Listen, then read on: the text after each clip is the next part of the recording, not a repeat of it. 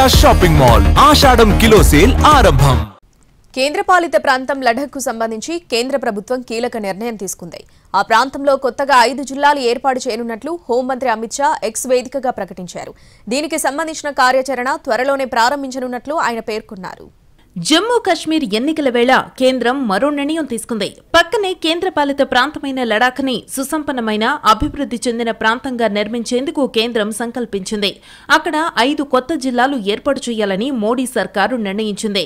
Sam, Nubra, Zanskar, Dras, చాంగ్ధాంగ్ అనే 5 జిల్లాలను త్వరలో ఏర్పాటు చేయబోతోంది. తద్వారా పాలన మరింత పటిష్టమవుతుందని ప్రభుత్వం భావిస్తోంది. ఇకపై ప్రతి ఇంటికి ప్రభుత్వ ఫలాలు మెరుగ్గా అందుతాయని కేంద్రం చెబుతోంది.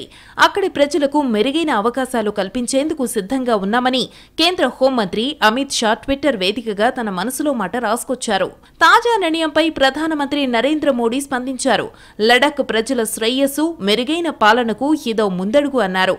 కొత్త జిల్లాల ఏర్పాటుతో ప్రజలకు అవకాశాలు, సేవలు మరింత చేరువవుతాయని మోడీ హర్షం వ్యక్తం చేశారు.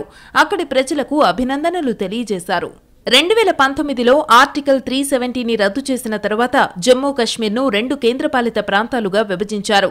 శాసనసభ లేని కేంద్రపాలిత ప్రాంతంగా లడాఖ్ కేంద్ర హోంశాఖ నియంత్రణలో ఉంటుంది. ప్రస్తుతం అక్కడ లేహ్, కార్గిల్ 2 జిల్లాలు ఉన్నాయి. తాజా నిర్ణయంతో ఈ జిల్లాల సంఖ్య 7కు పెరగనుంది.